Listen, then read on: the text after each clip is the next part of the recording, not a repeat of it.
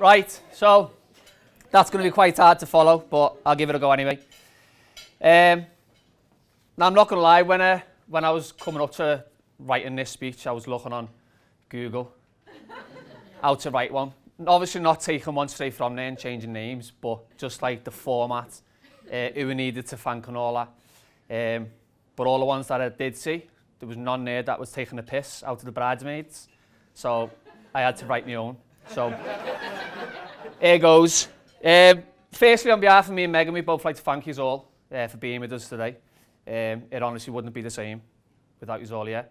We wanted it to be quite small because we knew then that everyone who was going to be here were the people that we actually wanted to be here. So thank you. It is quite amazing the lengths that some people will go to for a meal and a bottle of wine. But an invite's an invite, so you're all welcome. Secondly, I'd like to thank Lee for accepting me into the family and allowing me to have his amazing daughter's hand in marriage. When I asked Lee and Carol, firstly I was going to go down the traditional route and just ask Lee, but with Carol being a bit of a matriarch in the family, I thought I better ask the two of them. So Lee was in the dining room on his laptop. Carol come in. I just asked him, I said, I want to ask Meg to marry me, I want your permission. Carol gave me a hug. She looked quite happy, got her hair off here. Lee looked up at me and just said, you better ask Meg first. So I took that as a yeah. Took that as a yeah off them, but it was, Hannah's one was the best. So in Malta, me, Meg and Hannah went on holiday to Malta and I'd planned to ask her to marry me in Malta. So I left like little clues in different places with little stories on them and then a clue to the next place, so she had to do like a little go find them. Got down to the bottom, says to Hannah, I was like, Han, do you know what I'm going to do now? She went, no, what? I was like, I'm going to ask Mummy to marry me. And she went, she's not a bit young to be getting married. So again, I took that as a yeah, off Hannah. I'd also like to thank Lee and Carol, both for your generosity to making sure that we had the best day possible, but not just for today, for everything that the two of you do for us as a family, everything from making sure Hannah's taken to and from school on days where me or Meg can't take her, to and from swimming, to and from dance, everything else that he's doing in between that we don't really need to go into. It'd be, honestly, from me and Meg, we'd be absolutely lost without the two of you, so thank you.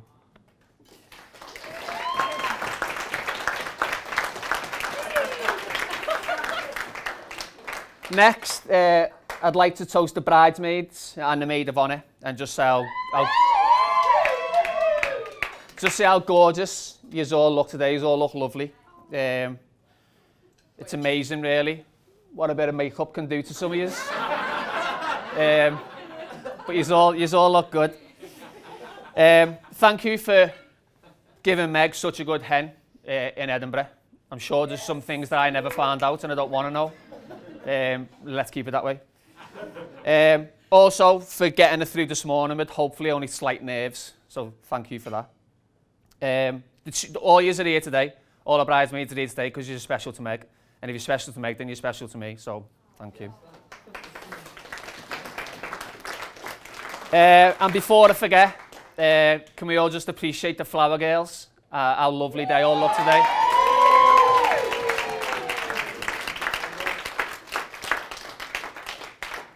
And you've all done it too early, but give them a massive round of applause for all our hard work.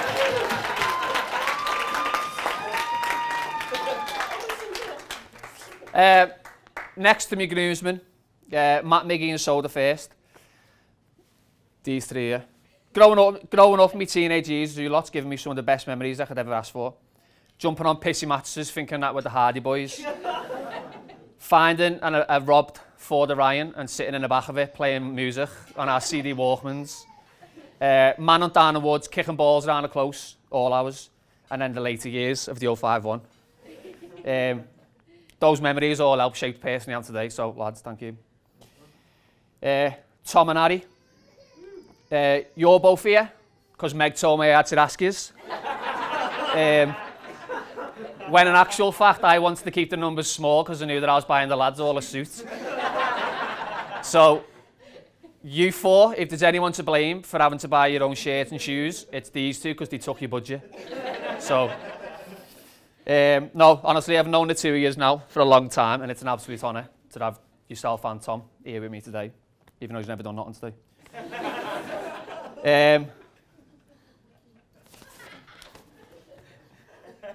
I now turn to my best man, Steve.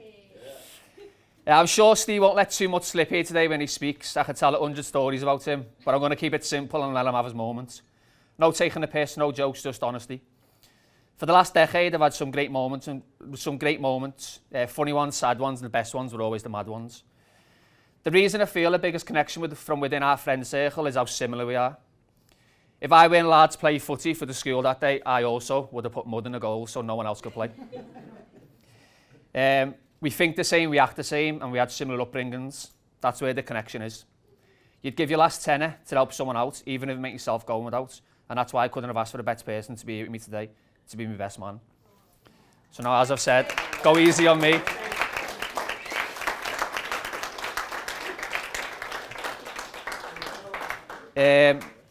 This is the bit where you're going to have to bear with me because I know for a fact I'm not going to get through it properly, but we'll go for it anyway.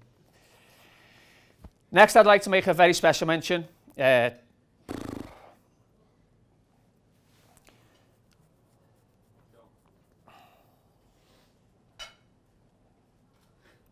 give me 1 minute.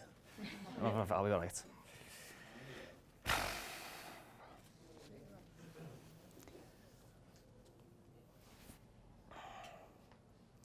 Next, I'd like to make a very special mention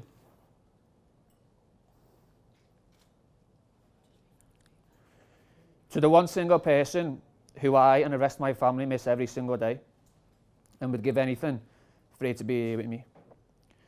Watching me marry a girl that I know she'd absolutely love. My mum passed away very suddenly in 2006.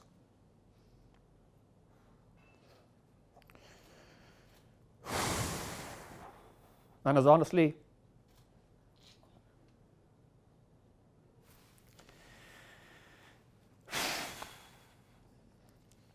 there's honestly not a day that goes by where I don't think of her.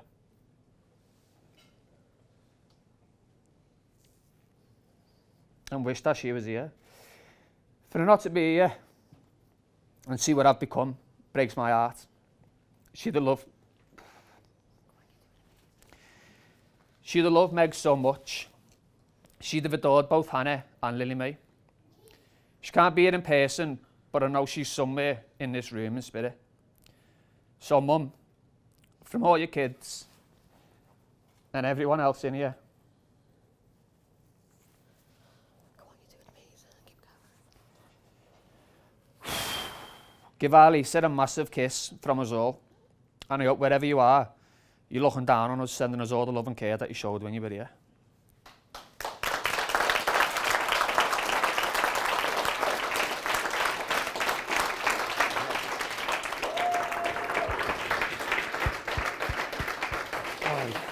Yeah, come on, I'm good.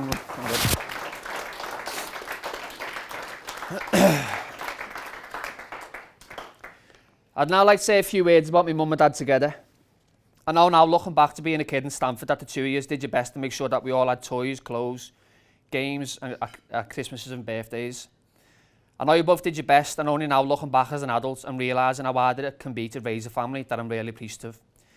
I lived for Saturdays when I'd go to town with my mum, get a pound off my dad and go to the 50p shop on Bold Street.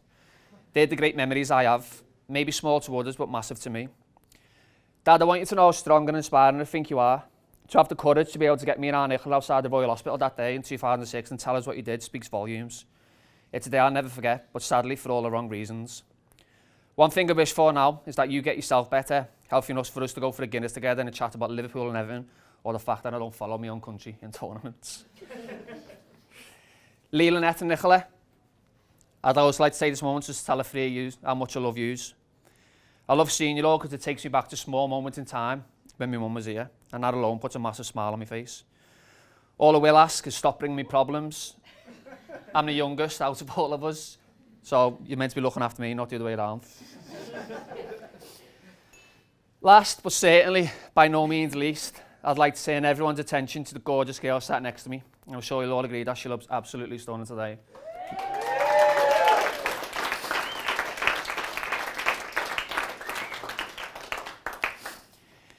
Me and Meg got sent home. Fucking hell. Me and Meg met when I got sent home before some leave, before I had to go to Afghan. Unfortunately for me, but a bit of a bonus for her, I got run over by a taxi and broke my collarbone. Afghan had to wait, but this gave me the opportunity to get to know Meg. And I honestly don't know if we'd be here today under these circumstances if that event never occurred. I even remember a dirty rumour going around camp that I jumped in front of a taxi because I was scared to go away. And I'd met some scouse bird, which obviously weren't the case. Where are we up to here? Scouse bird. Oh yeah, and before I forget, a big shout out to our Nicola who helped me with recovery. Let me sleep on it. Yeah, it weren't that good. She didn't give up her bed. I had to sleep on the couch downstairs while I had a broken collarbone. But so I met Meghan, we hit it off straight away. I knew that this was different to any other situation that I'd been in before. The weekend after we met, we were on Skype for literally the whole Saturday, getting to know each other more and more. I've said this to you before and it's so true. I could feel very early on that this was special. And probably within a few months after meeting, I knew that this girl was the one I wanted to spend the rest of my life with.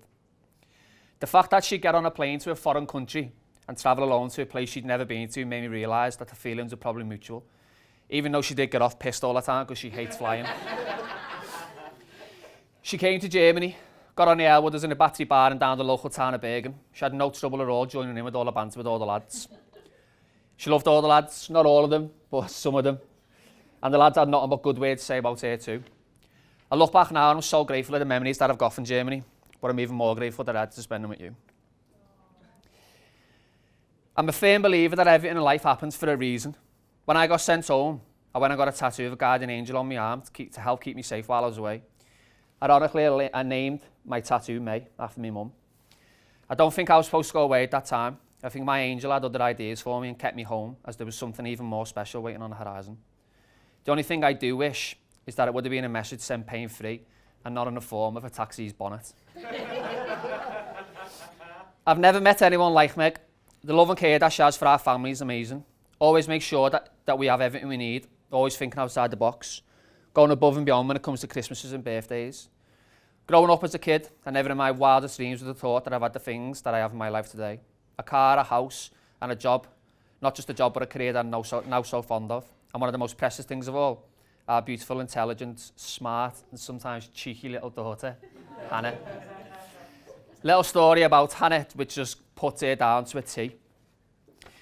So, last Christmas, Meg asked me to buy her a pair of rab leggings, so I ordered some from Go Outdoors.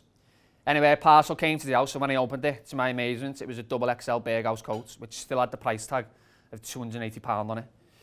Maybe would have fitted Meg when we first met, but not now. Good thing was, I still only got charged the £30 for the leggings. So I rang up customer service and I was like, look, you've sent me out a double XL Berghaus. So they said, well, what you can do, go to your nearest store, take let the coat back in, and then if they've got the leggings in stock, take the leggings, but they never had them. So I went to the store, never had it, got the money put back on my card. So I get back, Hannah says to me, what do you do with the coat? Where is it? So I told her, I said, I took it back to the shop, got my money back, to which she replied, why didn't you just sell the coat on eBay and then get her a pair of leggings? You'd still have the money left over. To which I stood there and thought, why didn't I do that? But that's Hannah down to a T. She's a very clever little girl who will love with all my heart, who's never going to need a boyfriend because Daddy loves you enough. But Hannah's only a shining reflection of a wonderful mum, Meg. A girl that today has made all my dreams come true. Dreams that I didn't think were on my path in life. I want you to know how much I love you. I just couldn't imagine spending the rest of my life with anyone more perfect than you. I want to thank you for making me the happiest man alive. And if you feel even half of what I feel, then the life we spent together as a family is going to be one of amazing memories. Memories of fun, love and laughter. Now can everyone, please, before she changes her mind, raise your glass to my beautiful wife, Meg. To Meg. Oh, sorry, was I meant to say to Meg? To Meg. To Meg. He's done amazing. It's Meghan.